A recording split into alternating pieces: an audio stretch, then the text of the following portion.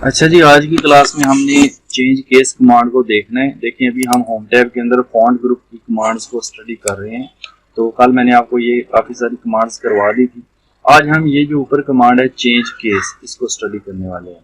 तो सबसे पहले यहाँ पर आपको कुछ लिखना होगा, तो आप लगाएं यहाँ पर इक्वल, देन आपने लिखना है RAND रैंड, फिर आपने ब्रैकेट लगानी है, शिफ्ट दबा के ऊपर जो 9 वाला बटन है वो दबाना है, शिफ्ट दबा के रखना है। और 9 वाला बटन ये पिछली क्लास में मैंने आपको बताया था डिटेल में।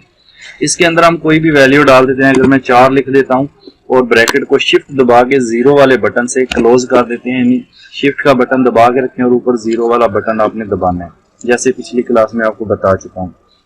तो 4 का मतलब है कि 4 पैराग्राफ आ जाएंगे। आप कीबोर्ड से इंटर कर दें तो हमारे पास 4 पैराग्राफ आ जाते हैं। ठीक है, अब चेंज केस कमांड क्या करती है देखें अभी ये जो राइटिंग हमने की हुई है, अगर मैं इसको यहाँ से क्लिक करके रखूँ और ऐसे सिलेक्ट करूँ, ये सेंटेंस केस है। सेंटेंस केस कहलाता है कि इंग्लिश में जब हम राइटिंग करते हैं ना, पहला वर्ड हम बड़ा लिखते हैं, बाकी छोटे होते हैं, फिर पॉइंट के बाद पहला बड़ा और बाकी वर्ड छोटे होते हैं। इस केस को सेंटेंस केस कहा जाता है।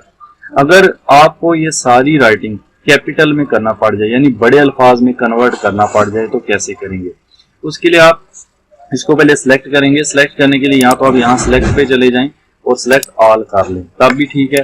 यहाँ आपको बताया था कंट्रोल दबा के रखें और ए वाला बटन दबाएं, कंट्रोल ए से भी सिलेक्ट ऑल हो जाता है कीबोर्ड से।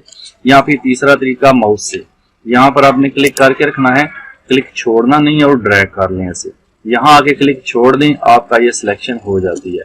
सिलेक्शन करने के बाद आपने ऊपर आना है यहाँ पर चेंज केस कमांड के अंदर। यहाँ पर पहला है सेंटेंस केस जो कि ऑलरेडी चल रहा है।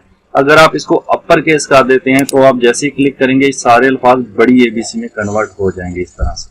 तो आप अपने पैराग्राफ को, अपनी राइटिंग को कैपिटल हरूफ में इस तरह से आसानी से कन्वर्ट कर सकते हैं।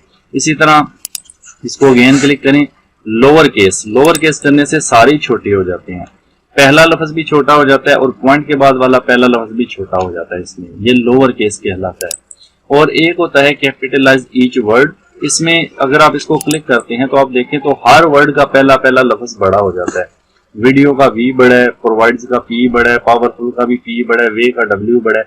इस तरह से एक एक लफ्ज हर वर्ड का बड़ा हो जाता है पहला पहला। तो ये हमारा कहलाता है कैपिटलाइज ईच वर्ड। फिर आ जाता है टॉगल केस। टॉगल में पहला लफ्ज छोटा होता है, बाकी सारे बड़े होते हैं। ये इतना कोई इस्तेमाल नहीं होता, तो इसलिए हम इसको इतना ज्यादा यूज भी नहीं करते। तो सबसे ज्यादा यूज होने वाला जो है सेंटेंस केस ही है। उसके बाद अपर केस कभी कभी जरूरत पड़े तो हम इस्तेमाल कर लेते हैं, या फिर कैपिटलाइज ईच वर्ड। अगर आप इसको वेबसाइट वगैरह पे लिखा, ऊपर कोई आपने आर्टिकल वगैरह लिखना है, उस पर्पज के लिए भी इसको इस्तेमाल किया जाता है। तो चेंज केस को आपने अच्छी तरह कवर कर लेना है कि किस तरह से हम चेंज केस करते हैं। अब इस सारे टेक्स्ट को डिलीट करने के लिए सिलेक्ट तो ऑलरेडी किया हुआ है, आपके कीबोर्ड पर एक बटन होगा डिलीट का, उसको दबा दें तो ये डिलीट हो जाता है। अगर आप चाहते हैं 5 पैराग्राफ लिखने हैं तो इक्वल लगाएं, RAND रैंड लगाएं, ब्रैकेट शिफ्ट दबा के रखें और ऊपर 9 वाला बटन, इसके अंदर 5 लिखते हैं, ब्रैकेट फिर लगानी है तो शिफ्ट दबा के रखें और कीबोर्ड से 0 वाला बटन प्रेस कर दें और एंटर कर दें। तो जितनी वैल्यू आप ब्रैकेट के अंदर देंगे उतने पैराग्राफ आ जाएंगे। तो सेंटेंस केस की भी अच्छी तरह प्रैक्टिस कर लें।